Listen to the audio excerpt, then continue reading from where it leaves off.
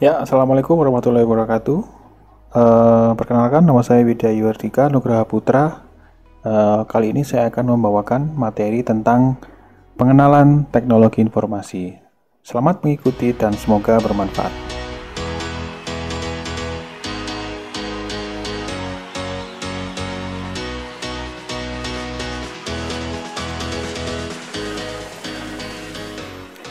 Baik, dalam materi kali ini, yaitu pengantar teknologi informasi, saya akan menjelaskan tentang bagaimana teknologi digunakan untuk mengelola sebuah informasi. Jadi apa yang dimaksud dengan informasi itu? Ya, informasi ini adalah sebuah data yang sudah melalui pengelolaan atau pengolahan terlebih dahulu untuk mendapatkan value atau makna dari sebuah informasi. Ya, data dibandingkan dengan informasi bisa digambarkan seperti ini, bahwa data ini adalah sekumpulan fakta-fakta yang tersebar, yang belum bisa dicerna secara utuh. Gitu ya, jadi ada beberapa potongan-potongan data yang kita masih belum bisa mencerna makna dari data itu. Kemudian data ini akan diolah menjadi sebuah struktur yang disebut dengan informasi, di mana dalam informasi ini kita bisa mendapatkan makna atau arti dari sebuah informasi.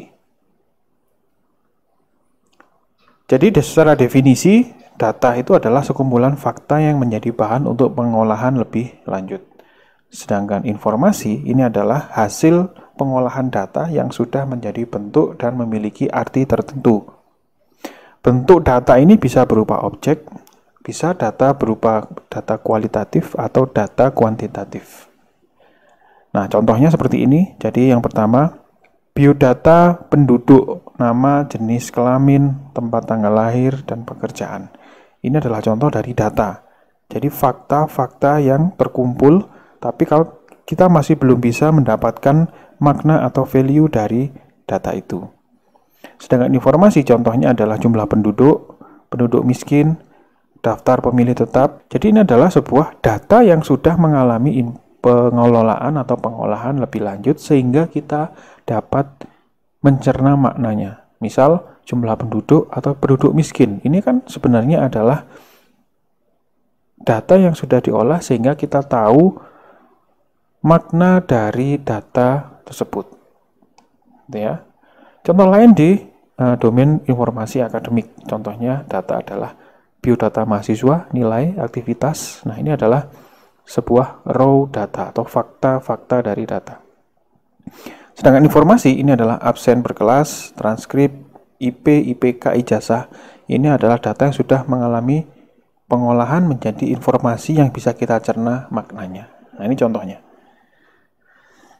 Jadi definisi informasi menurut beberapa sumber di sini adalah data yang dianalisis atau diolah atau mengalami pengolahan, gitu ya, secara formal dengan cara yang benar, dengan cara efektif, sehingga hasilnya dapat kita ambil manfaatnya, gitu ya. Jadi hasil dari pengolahan data itu bisa kita ambil value atau manfaatnya.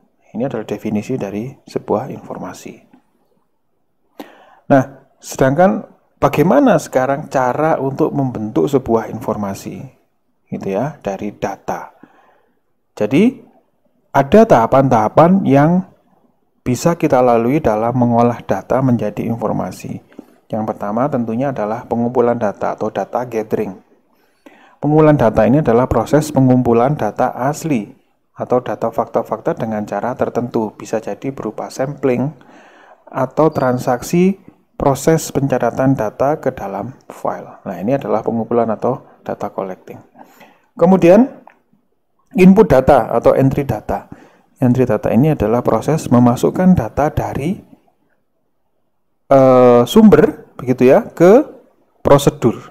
Nah, ini ya, jadi ada prosedur pengolahan data. Jadi data dari sumber itu setelah kita kumpulkan harus dimasukkan ke dalam prosedur. Sebuah prosedur untuk mengolah data. Kemudian tahap berikutnya adalah pengolahan data itu sendiri, di mana tahapan pengolahan data ini, data diolah menjadi sesuatu sesuai dengan prosedur yang dikehendaki, gitu ya. Nah, kemudian output ini adalah hasil pengolahan data yang akan ditampilkan pada alat output, contohnya monitor, printer, dan lain-lain, sebagai sebuah informasi. Kemudian distribusi ini adalah proses proses pengiriman, ya, pengiriman data yang sudah diolah ke pihak-pihak atau unsur-unsur yang membutuhkan data itu, atau data itu menjadi informasi, gitu ya. Siapa yang memerlukan informasi untuk melakukan pengolahan lebih lanjut atau untuk mengambil keputusan, gitu ya. Itu distribusi. Jadi pengolahan data ini adalah tahapan di mana data diolah sesuai prosedur, ya. Ada catatan di sini ada prosedur, ya.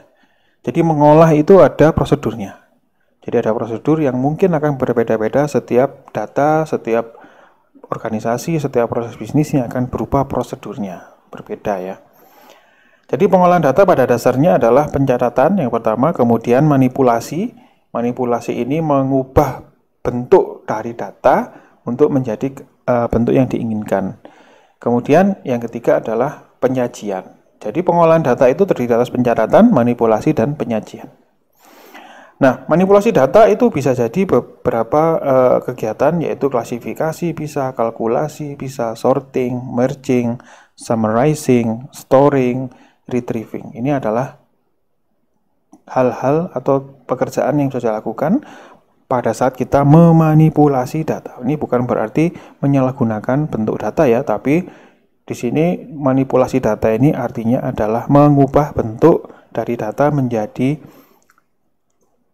sajian yang kita perlukan atau yang kita butuhkan. Nah, penyajian data bisa jadi berupa dalam bentuk chart, table, teks, diagram, dan lain-lain, sesuai dengan kebutuhan, gitu ya. Nah, kemudian apakah data itu sama dengan informasi? Nah, ini tentunya data itu apabila sudah mengalami pengolahan, ini akan menjadi sebuah informasi. Jadi seperti yang sudah kita bahas tadi, bahwa sebenarnya informasi ini didapatkan dari hasil pengolahan data, di mana data ini adalah berupa fakta atau kejadian atau event, gitu ya, seperti itu. Nah, sekarang bagaimana data itu digunakan di dalam mengambil keputusan, ya. Jadi data ini ada stratanya yang kita sebut dengan data, information, knowledge, dan wisdom, gitu ya. Jadi ada stratanya, mulai dari data ini akan diolah menjadi informasi, kemudian ini disebut dengan contextualization, menambahkan makna atau menambahkan meaning, arti ke dalam sebuah data, gitu ya. Kemudian dari informasi ini bisa diolah lagi menjadi knowledge, ya. Knowledge ini adalah proses untuk menambahkan interpretasi data, interpretasi informasi, gitu ya, atau sintesis atau organization, gitu ya, mengorganisasikan informasi untuk menjadi knowledge. Jadi data ini bisa berupa sinyal, gitu ya, di mana kita tidak bisa mengetahui apapun dari data ini karena masih berbentuk pecahan, gitu ya, berbentuk bagian-bagian kecil. Kemudian pada informasi ini kita sudah mengenal informasi itu bisa bermanfaat untuk organisasi, begitu ya. Kemudian sudah tertata dengan baik, sudah memiliki struktur yang jelas. Ya, kemudian dalam knowledge ini dikenal dengan konteks, sudah bersintetis menjadi sebuah pengalaman, menjadi sebuah pengetahuan, gitu ya, sehingga bisa digunakan sebagai bahan pertimbangan karena ini sudah melalui proses learning biasanya, ya. Jadi dari informasi ini bisa kita ambil pembelajaran dari situ. Kemudian lebih tinggi lagi ada wisdom, di mana di sini adalah lebih ke pemahaman, sudah terintegrasi, begitu ya, dan sudah bisa dilaksanakan. Nah, ini ya perbedaannya antara wisdom dengan knowledge. Kalau knowledge ini adalah hasil pembelajaran, sedangkan kalau wisdom ini adalah sebuah best practice, begitu ya, best practice yang bisa menjadi prinsip-prinsip dalam sesuatu, prinsip-prinsip dalam mengambil keputusan, gitu ya. Contohnya seperti apa? Nah, kalau data itu contohnya seperti angka, lebih ke data-data seperti suhu, tekanan air, dan tekanan udara. Sedangkan informasi itu lebih ke makna. Saya memiliki tabungan sebanyak 100.000 US dollar. Nah, itu kan artinya adalah informasi. Bisa diambil maknanya. Kalau hanya uang saja begini kan tidak bisa diambil maknanya. Ini sudah bisa diambil arti dari informasi. Kemudian kalau knowledge, nah knowledge ini artinya sesuatu sudah kita bisa ambil pembelajaran. Oh, kalau uangnya banyak ini berarti kaya. Nah, gitu ya. Nah, ini adalah knowledge. Sedangkan wisdom ini adalah saya membangun pesantren IT untuk membantu anak IT menjadi jagoan IT. Nah, ini contohnya. Jadi dari knowledge yang terintegrasi gitu ya dengan beberapa informasi-informasi yang lainnya, learning yang lainnya, sehingga kita bisa membuat sebuah wisdom, di mana wisdom ini gabungan dari informasi-informasi yang diolah menjadi sebuah best practice gitu ya, yang bisa actionable gitu ya, yang sudah actionable. Ini contohnya. Nah, ini juga seperti ini. Suhu, tekanan angin dan seterusnya. Kemudian informasinya suhunya dingin dan anginnya kencang. Knowledge-nya ini sudah masuk musim dingin. Biasanya kalau ini kan sudah pembelajaran ya. Oh, kalau suhunya dingin dan anginnya kencang itu biasanya sudah masuk musim dingin. Ini adalah pembelajaran. Knowledge. Nah, sedangkan wisdom ini actionable. Actionable kalau sudah masuk musim dingin harusnya ngapain gitu ya. Nah, ini adalah wisdom. Ya, berarti sediakan baju dan jaket musim dingin gitu ya. Nah, seperti itu. Nah, kemudian sekarang kita berbicara tentang sistem. Nah, itu apa itu sistem ya? Jadi sistem ini adalah kesatuan yang terdiri dari elemen-elemen yang berkaitan satu sama lain dalam rangka menciptakan hasil atau tujuan tertentu. Gitu ya. Jadi komponen dari sistem ini sederhananya adalah input, proses, dan output. Nah, ini gabungan dari tahapan-tahapan inilah yang disebut dengan sistem, gitu ya. Jadi satu kesatuan gitu ya. Jadi ada input, ada proses, dan ada output. Inputnya apa? Biasanya berupa raw material, bisa juga berupa data gitu ya. Kalau prosesnya ya pabrikasi, kalau kita bisa analogikan ya, pabrik gitu ya. Sedangkan kalau di IT, prosesnya adalah ya komputerisasi gitu ya. Jadi pengolahan data menggunakan komputer untuk menjadi apa? Ya tentunya menjadi informasi. Outputnya adalah informasi. Kalau di industri menghasilkan produk gitu ya. Nah, produknya dari sistem informasi ya tentunya informasi. Karena sistem informasi ini akan mengolah data menjadi informasi. Contoh sistem yang lain adalah sistem tubuh manusia. Ada input, ada proses, juga ada output gitu ya. Outputnya berupa energi. Prosesnya adalah proses mencerna makanan, mencerna zat makanan gitu ya. Inputnya apa ya? Makanan. Seperti itu. Nah, sistem informasi sendiri apa? Ya, sistem informasi ini adalah sekumpulan fungsi yang bekerja secara bersama-sama dalam mengelola, mengumpulkan, menyimpan, memproses, dan mendistribusikan informasi. Gitu ya. Jadi ada fungsi yang bekerja bersama-sama untuk ini, tiga hal ini. Mengelola, mengumpulkan, menyimpan, memproses, dan mendistribusikan. Kemudian juga dinyatakan juga oleh Simkin bahwa sekumpulan elemen yang bekerjasama baik secara internal atau berbasis komputer. Nah, ada unsur komputer di sini ya. Ada unsur komputasi dalam melaksanakan pengelolaan data yang berupa pengumpulan, penyimpanan, pemrosesan data untuk menghasilkan informasi yang bermakna dan berguna bagi proses pengambilan keputusan, gitu ya. Tiga kegiatan utamanya menurut Witten itu adalah menerima data, input, memproses, mengolah ya, dan menghasilkan informasi atau outputnya. Kemudian unsur-unsur dalam sistem informasi, sumber dayanya ya. Jadi ada perangkat keras atau hardware, kemudian ada perangkat lunak atau software, basis data, prosedur, kemudian juga ada human di sini, ada petugas, operator sistem, kemudian ada pemakai atau pengguna sistem. Jadi ada unsur human di sini ya, tidak hanya komputer saja ya. Jadi kalau bisa kita jabarkan dalam sebuah gambar, komponen sistem informasi itu bisa berupa hardware dan software, kemudian ada data yang akan diolah, kemudian ada prosedur dan people. Gitu ya. Jadi ada prosedur dan ada people. Di mana sebenarnya hardware dan software ini adalah di domainnya komputer.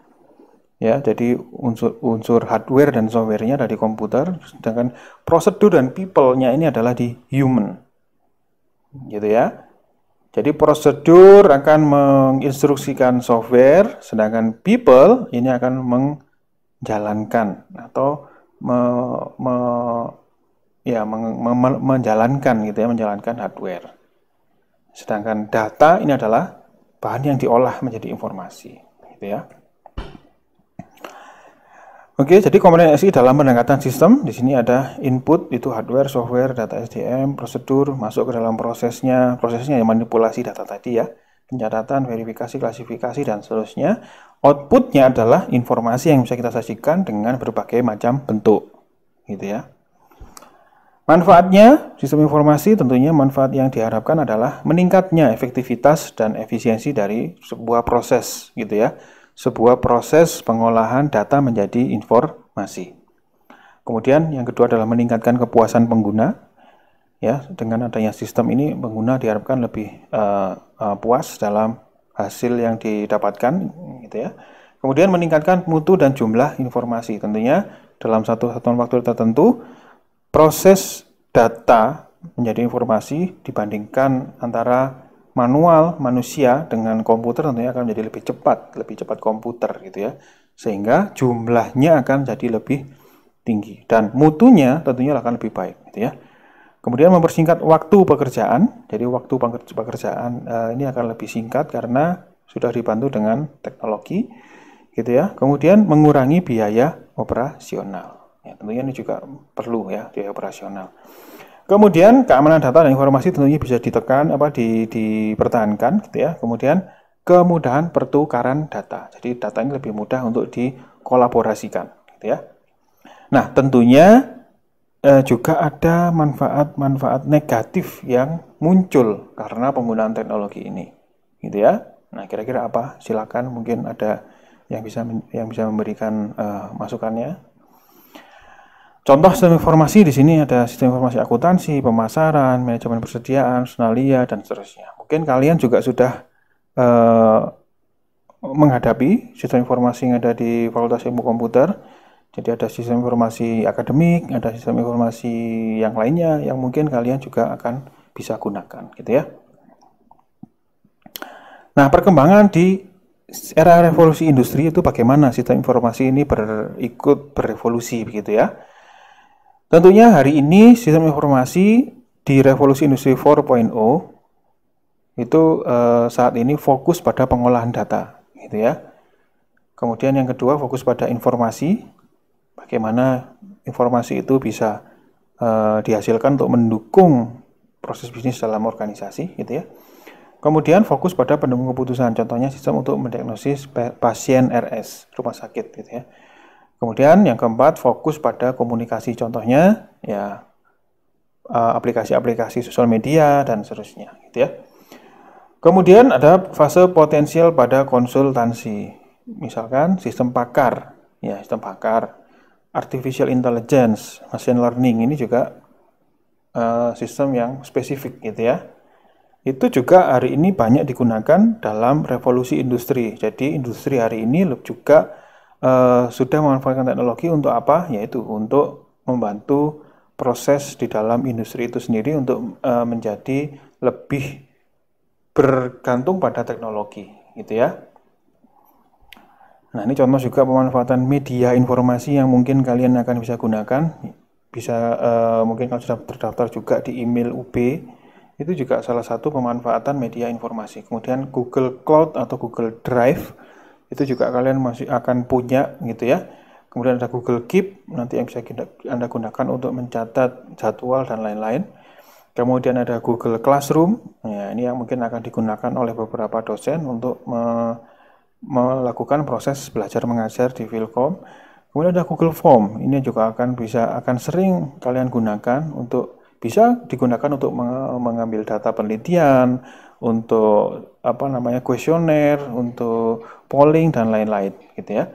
Kemudian ada Google Sites. Nah, ini adalah salah satu fitur dari Google Suites yang bisa kalian gunakan untuk membuat website tanpa harus membuat source code-nya. Nah, silakan dicoba ya nanti ya. Nah, di sini juga ada pemanfaatan media informasi yang ada di Universitas Brawijaya. Nanti kalian bisa juga coba gunakan gitu ya. Nah, linknya ada di sini, nanti akan di-share juga. Bagaimana menggunakan Google Keep, menggunakan Google Mail, Google Calendar, kemudian juga menggunakan Google Form. Ini juga bisa kalian uji coba juga, gitu, kalian manfaatkan. Tujuannya apa? Ya tujuannya untuk meningkatkan efisiensi dan efektivitas kalian dalam berproses, entah itu proses belajar mengajar, proses di dalam organisasi, dalam bisnis dan lain-lain, gitu ya. Tentunya juga bisa digunakan untuk mempersingkat waktu pengerjaan, mempercepat waktu pengerjaan. Kemudian juga intinya sebenarnya teknologi ini harapannya bisa digunakan sebagai sarana gitu ya, sarana untuk mempermudah hidup kita, untuk supaya hidup kita lebih baik gitu ya. Jadi kalau ada penyalahgunaan teknologi, tentunya adalah teknologi yang digunakan untuk mempersulit kehidupan orang lain bisa jadi gitu ya, atau mempersulit kehidupan kita sendiri. Nah, itu penyalahgunaan teknologi ya. Harapannya sebenarnya teknologi ini tadi yaitu mempermudah, meningkatkan kualitas hidup kita gitu ya. Nah, mungkin itu yang bisa saya sampaikan untuk materi kali ini. Silakan jika ada pertanyaan bisa disampaikan melalui channel-channel yang tersedia. Kemudian untuk materi kali ini kalian bisa mencoba menggunakan, memanfaatkan fasilitas-fasilitas yang ada di Google Suites untuk mendapatkan sebenarnya pemanfaatan teknologi untuk meningkatkan kualitas hidup kita, gitu ya. Itu saja materi yang saya sampaikan. Terima kasih atas perhatiannya. Saya akhiri. Wassalamualaikum warahmatullahi wabarakatuh. Artlist.io